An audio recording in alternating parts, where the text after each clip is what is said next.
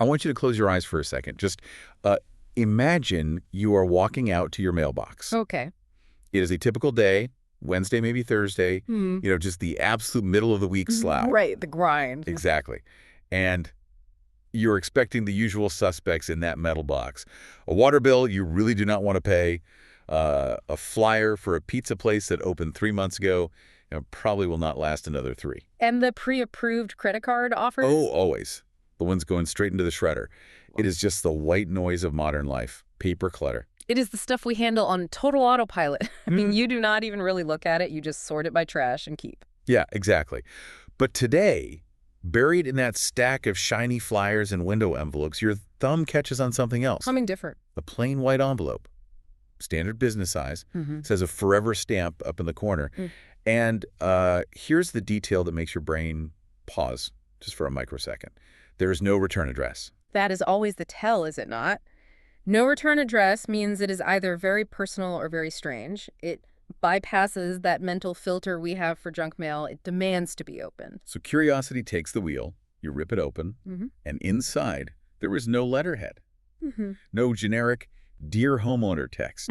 No, "We have been trying to reach you about your car's extended warranty." Thankfully. Right. There's just a single, crisp sheet of white paper.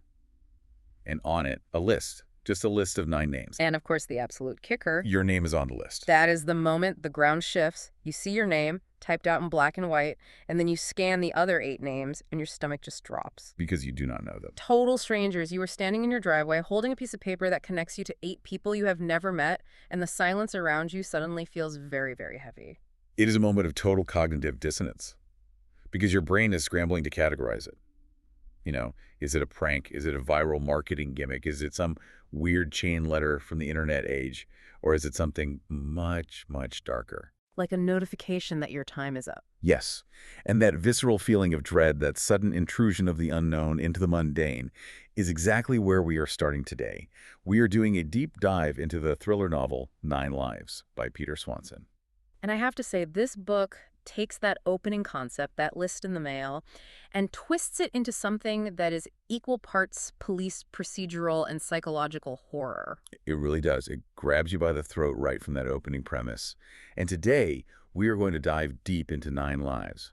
We're going to look at how Peter Swanson takes this very classic mystery setup and drags it kicking and screaming into the modern world. And when you say classic setup, we really have to address the elephant in the room immediately, or rather, the 10 little Indians in the room. Yeah. This book is a very deliberate, very respectful homage to the absolute titan of the genre, Agatha Christie. Oh, absolutely.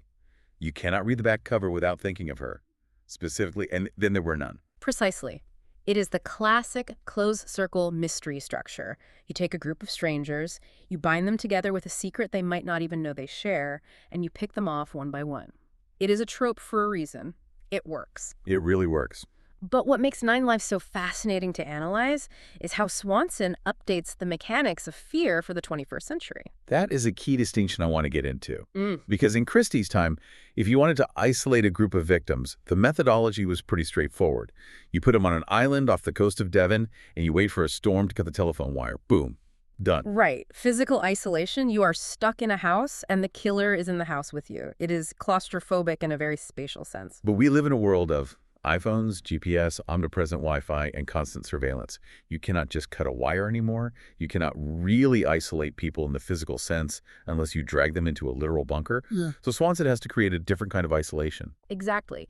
In 9 Lives, the isolation is psychological. These characters are living in suburbs, in bustling cities like Los Angeles and Austin. They are surrounded by people. They can call the police whenever they want. But they are isolated by their secrets. Yes, by their secrets, by their confusion, and by this creeping paranoia that they are part of a game they do not understand. It is a much colder, more modern kind of fear. It is the fear that you can be standing in a crowded coffee shop and still be a target. So our mission for this deep dive is to unpack this list. We're going to look at the psychology of the victims, because Swanson gives us a masterclass in character study here.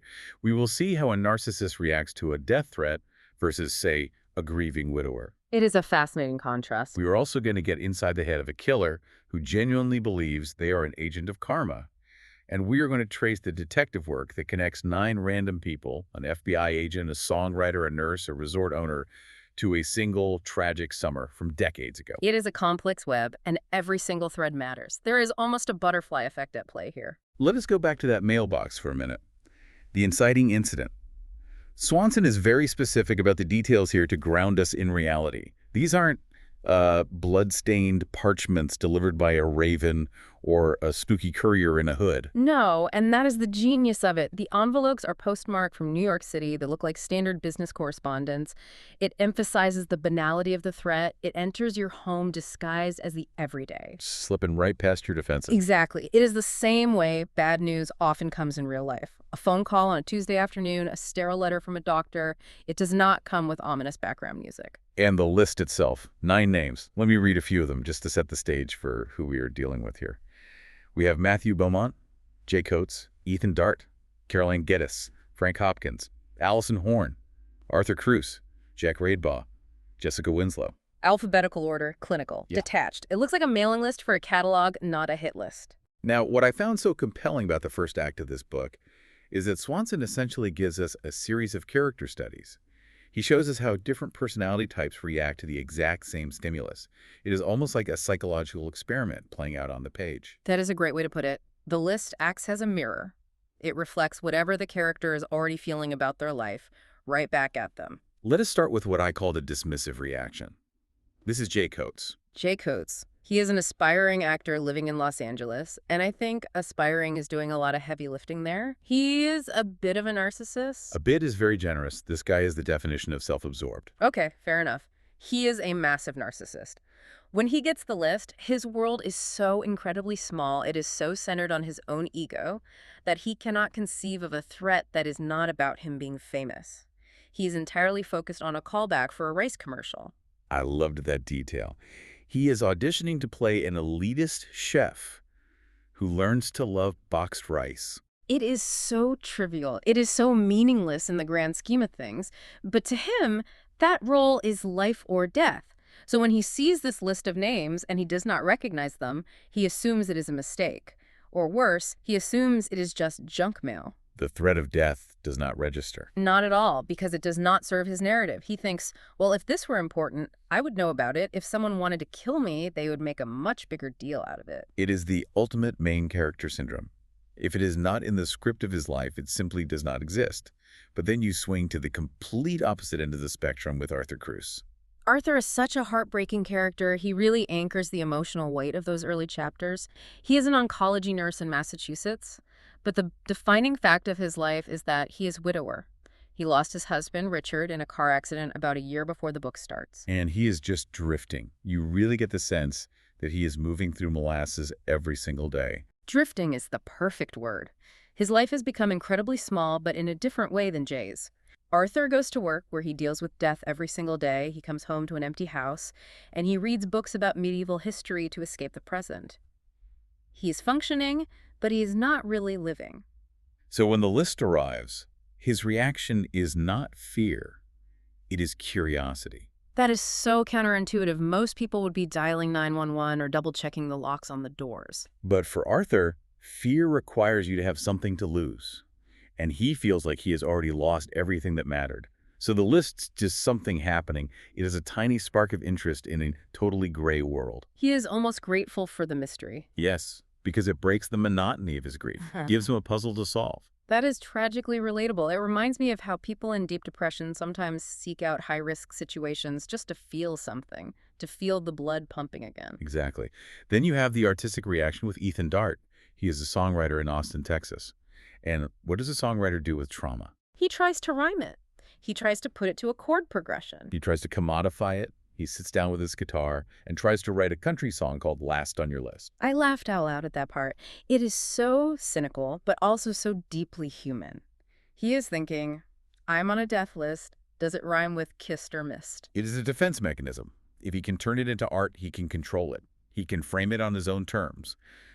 But he gives up on it. He cannot make it work. Yeah. And ultimately, like Jay, he dismisses it. He thinks maybe it is a weird mistake by an agent or a promoter.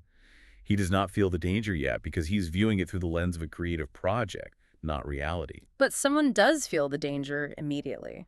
Caroline Geddes. Caroline is the intellectual of the group. She is an English professor, lives alone with her cats, very solitary, very well-read, and her mind goes straight to the dark side. She is the one who makes the literary connection, right? Yes. She immediately thinks of Muriel Sparks' novel, Memento Mori. In that book, characters get phone calls that just say, "Remember, you must die."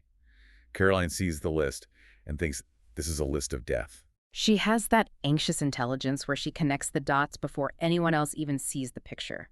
She does not need hard evidence. She feels the symbolism. So we have the narcissist, the griever, the artist, and the worrier. But we need a pro. We need someone to actually move the plot forward. Enter Jessica Winslow. Jessica is our anchor in reality. She is an FBI agent, and her reaction is pure procedural competence. She does not throw it away. She does not write a song. She does not analyze the literary symbolism. She bags it, admittedly. She treats it as evidence. She runs background checks on the other names. Because of her, we, the reader, get confirmation that this is not just a random prank.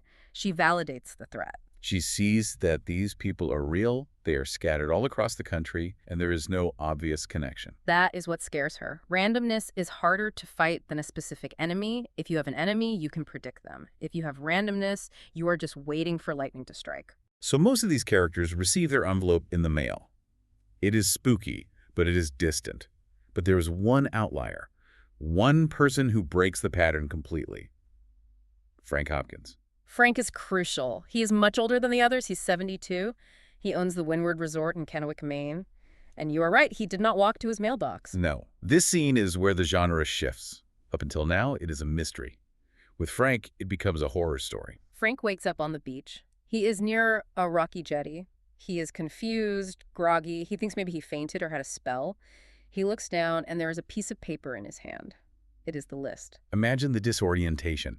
Waking up outside, cold, sea spray hitting your face, with this list crumpled in your hand. And as he is trying to orient himself, as he's trying to read the names through his confusion, he realizes he cannot get up. He realizes the water is rising, and he realizes someone is holding him down. This is the moment that gave me chills. He is not just finding a list. He is being executed. And the killer whispers to him. The whisper. That is the detail that seals it. The killer whispers to him as he is drowning. This confirms everything. The list is not a marketing gimmick. It is not a computer glitch. It is a hit list. And Frank is number one. That scene is so visceral because Frank realizes why he is dying as it is happening. The location, the jetty, it triggers a memory, it connects to his past. But before he can process it, before he can speak, he is gone. And just like that, the dominoes start falling. Swanson does not make us wait. This is not a slow burn where they sit around wondering what the list means for 200 pages. The transition from curiosity to massacre is brutal and incredibly fast. Let us talk about that escalation. Because after Frank, the killer moves to Matthew Beaumont. And this one shook me because Matthew was just such a normal guy. He is a suburban dad. He is stressed about his wife, his kids, his job. He is out on a run in the woods just trying to clear his head. He is thinking about his family dynamics, maybe thinking about a mild crush on a coworker. Just very mundane human thoughts. And then snap.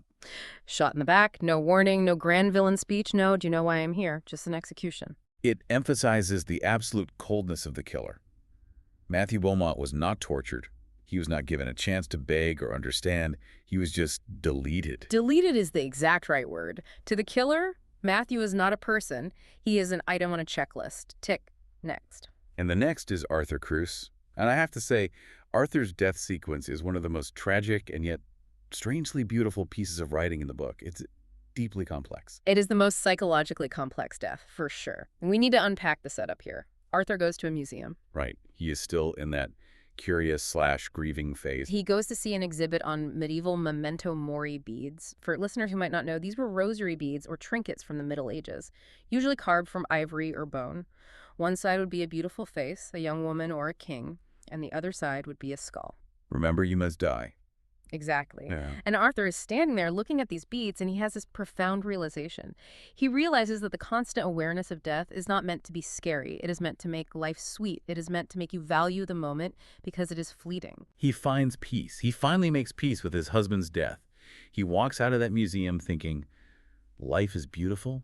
I am lucky to be here. I am going to be okay. He goes home feeling better than he has in a year. He decides he is going to start living again. He makes a cup of tea.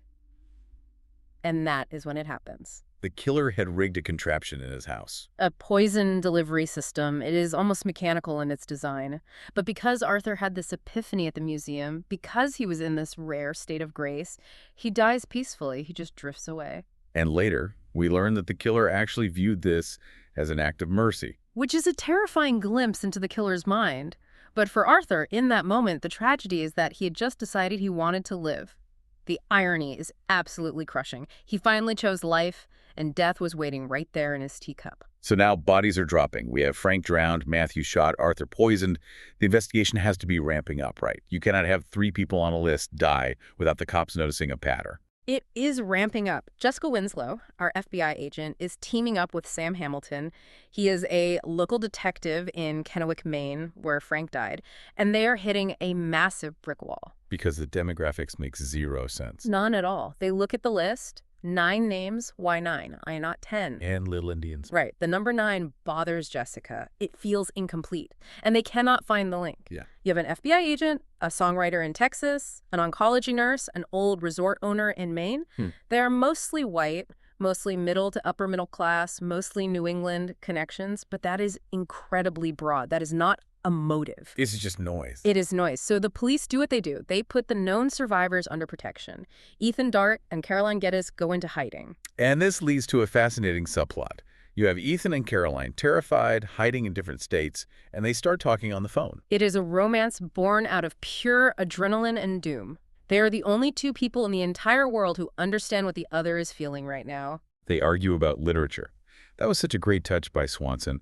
Caroline is all about Jane Austen. Manners, society, rigid structure. And Ethan, the songwriter, loves Agatha Christie. It is a very human reaction. When you are staring into the abyss, you reach out for connection. The threat of death accelerates intimacy. They basically fall in love remotely while waiting to be murdered. It is this intense bunker mentality.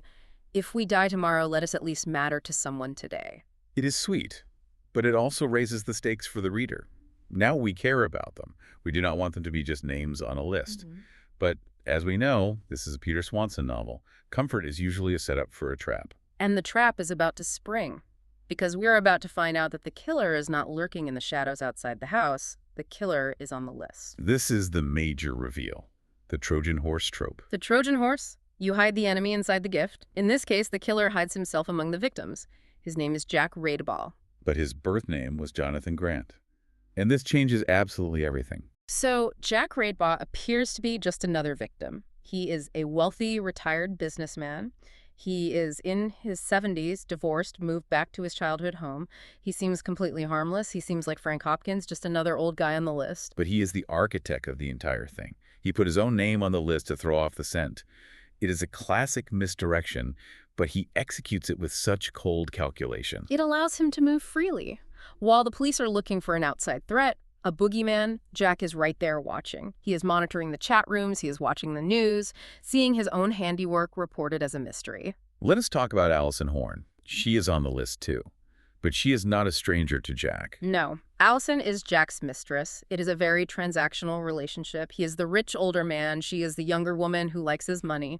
There's that detail about the scarves that really stuck with me. Yes, he buys her these expensive scarves that she absolutely hates, but she wears them anyway because they are expensive. It shows how little he actually knows or cares about her taste. It is about possession. It is about adorning her like an object. But then we see the real Jack. He takes Allison to his old childhood home. They are staying there. It feels surprisingly domestic. They have a routine. They cook dinner. But then he watches her sleep. And this scene is chilling because of how detached Jack is. He does not hate Allison. He actually likes her in his own twisted way. But he views her death as necessary. He shoots her while she sleeps. And he justifies it to himself as restoring karma. That phrase is the key to everything, restoring karma. That is his mantra. He believes the universe is chaotic and cruel, and he is the sole agent of balance. He is not killing for pleasure, or at least he tells himself that. He believes he is killing to fix a cosmic error. He sees himself almost as a force of nature, like a storm or a flood. We see this garbage man mentality even more clearly with Jay Coates. Jay, the actor we mentioned earlier, the narcissist. It turns out Jay is not just a narcissist, he is a predator. Jack tracks him down in Los Angeles. And Jay's doing something awful when Jack finds him. He is. He is following a woman who is stumbling drunk out of a bar. He is stalking her. His intentions are clearly malicious. He is moving in for an assault. So when Jack kills Jay, he does not view it as murder. He views it as taking out the trash. He literally calls himself a garbage man in his head. He thinks he saved that woman. He thinks he did the world a massive favor. It is so twisted because in that specific instance, you almost want to side with him. You think, well, Jay was a bad guy. Maybe he deserved it. That is exactly how the killer seduces the audience. He gives you a justifiable kill. It is a common trope. Think of a show like Dexter. But then you have to remember Matthew Beaumont running in the woods. You have to remember Arthur Cruz, who was a gentle soul. Jack is not a vigilante hero. He is a delusional serial killer. He is just cherry-picking reasons to justify his violence after the fact. Precisely. He is creating a moral framework that only fits him. And that delusion reaches its absolute peak, its most horrifying peak, with the mercy killings of Ethan and Caroline. This part is so hard to read. Ethan and Caroline, our star-crossed lovers, decide to meet up. They defy police protection. They figure, if we are going to die, let us at least be together. They meet at a cabin in Illinois. It is their moment of pure happiness. They finally touch. They finally see each other face to face. Is the climax of their romance. But Jack is there. He has physically hidden himself under their bed. That is pure nightmare fuel. It is a childhood fear made real.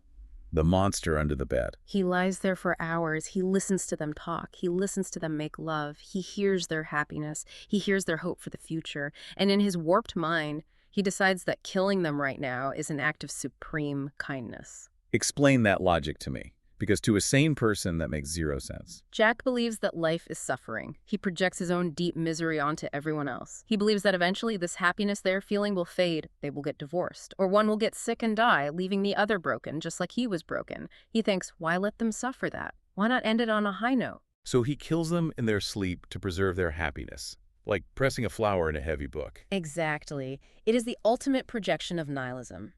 Jack believes life is only pain. Therefore, ending life at a high point is a gift. It is horrifying logic, but it is consistent with his character. He genuinely thinks he is being benevolent. He is playing God. So Jack is cleaning house. He has wiped out almost everyone. But the big question remains, why these specific people? Why an FBI agent, a songwriter, a nurse? What connects them? Because Jack is delusional, but he's not random. To answer that, we have to go back to Maine. We have to go back to Detective Sam Hamilton. I really like Sam. He is such a distinct character. He has this Jamaican heritage, grew up in England, ended up as a cop in Maine, and he is obsessed with Agatha Christie. He is the perfect person to solve this because he understands the structure of the crime. He's not just looking at fingerprints and cell towers. He is looking at the narrative. He's reading. And then there were none. Specifically an old edition with the original very offensive title, Trying to Get into the Killer's Head. He knows this is a story being told by the killer. He is looking for the pattern, and he finds it at the Windward Resort. He digs into the history of the hotel. He goes back to the guest logs from the 1950s, and he discovers a connection, a group of children who stayed there one summer. They called themselves the Pirate Society. The Pirate Society. It sounds so innocent, just kids playing Peter Pan, building forts, running on the beach. But kids can be cruel. Peter Pan is not just about flying, it is about danger. It is about lost boys and pirates who kill. The members of the society were the parents of our victims, Gary Winslow, Meg Gauthier, Wayne Coates, and of course, a young Jack Grant. And Jack had a little sister, Faye Grant. Faye was the apprentice pirate. She was younger, she wanted to belong, she wanted to be part of the big kids club. And the group, this pirate society, decided she had to undergo a hazing ritual to get in. Based on the book. Specifically, the scene in Peter Pan where Captain Hook leaves Tiger Lily to drown in the tide at Marooner's Rock. They took Faye to the jetty. They told her she had to stay in a tide pool cave as the tide came in. They told her she had to be brave. And they left her there. They left her. They thought it was a game. They assumed she would just scramble out if the water got too high, but she did not. She was obedient. She wanted to be a pirate. She stayed. And she drowned. She drowned alone in the dark. My God. So the inciting incident, the trauma that completely broke Jack, was his little sister drowning because of the childhood game gone wrong. Exactly. But here is the sins of the father's motive, and this is where it gets incredibly biblical. Jack is not killing the people who killed his sister. Most of them are dead or very old. He is killing their children. The sins of the father shall be visited upon the sons. It is Old Testament harsh. It is. Jack's logic is that his parents were destroyed by Faye's death. They never recovered. Their marriage fell apart. Jack's entire life was shattered by this immense grief. Then, Jack lost his own daughter to a drunk driver much later in life. He knows that specific, unique pain of losing a child. So he wants the original pirates, the people who hurt his sister, to feel exactly what his parents felt. He wants them to lose a child. That is the karma to him. Yeah. He is balancing the scales of suffering. The victims, Jessica, Ethan, Caroline, Matthew, they are just proxies. They are completely innocent. They did not do anything. They did not drown anyone. Most of them did not even know their parents knew each other. That adds such a heavy layer of tragedy. Ethan and Caroline were killed because their moms played a stupid game in 1950. It highlights how the past never really stays buried. These secrets rot and fester until they explode generations later. Jack is punishing the bloodline itself. He believes the blood is tainted. So Sam Hamilton puts this all together. He realizes the connection, but Jack is still out there. And he has one final target, Jessica Winslow. Jessica is the trickiest target by far. She is an FBI agent. She is armed. She is paranoid. Jack knows he cannot get close to her the way he got close to Allison or Arthur. He cannot hide under her bed. She would clear the room with a weapon before entering. So he outsources it. He breaks his own rule. He hires a professional hitman, a guy named Fisher. Fisher is a scary character because he is so mundane. He is not a cackling villain. He is just a guy doing a job to feed his family. He looks at Jessica's photo and thinks she is a dead woman walking. It is purely business for Fisher. He tracks Jessica down to Maine. She is hiding out in Port Clyde trying to stay off the grid. But Fisher finds her. Yeah. And this showdown is brutal. Fisher ambushes her. He shoots Jessica. She goes down. And in the process, Fisher also kills a neighbor, Donald Bennett, who just happened to be there. Again, the collateral damage of Jack's karma crusade. Just another innocent person dead because of something that happened decades ago. Fisher thinks the job is done. He leaves.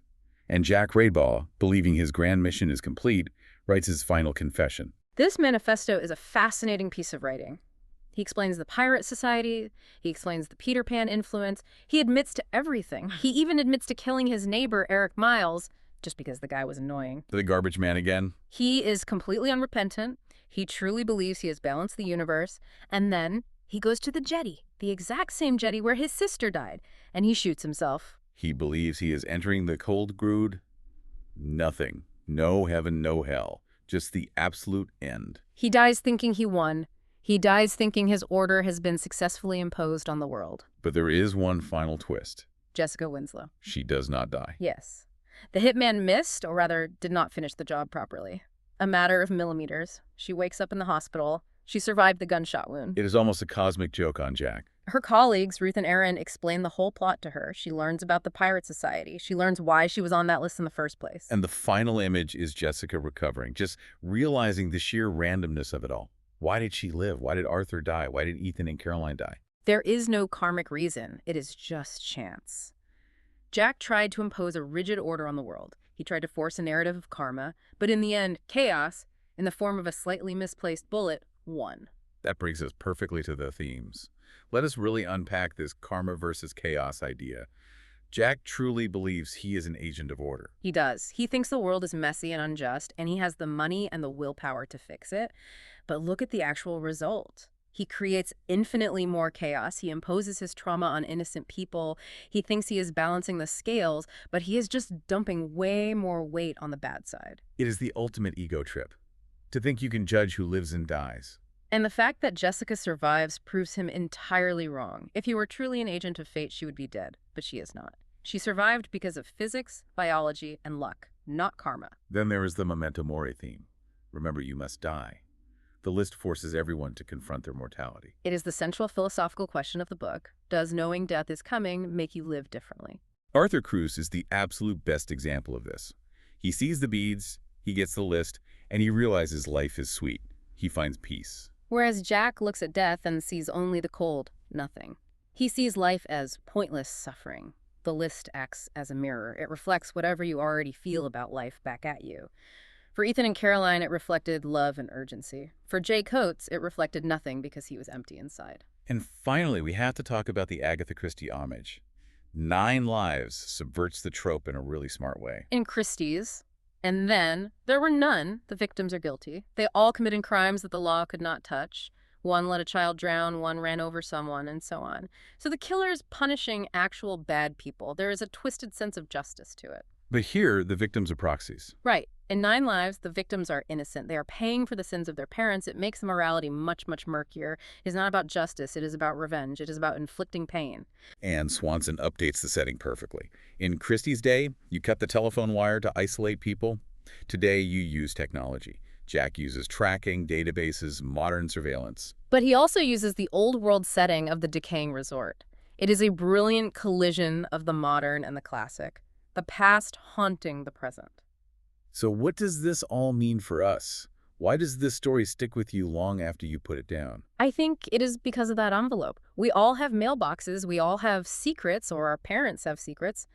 Nine Lives suggests that we are all connected to the past in ways we do not even begin to understand. And that we're all walking around with a target on our backs, in a way. Memento mori. Precisely. We are all on a list, we just do not know the order. Well, on that cheerful note, this has been a fascinating deep dive into Nine Lives by Peter Swanson.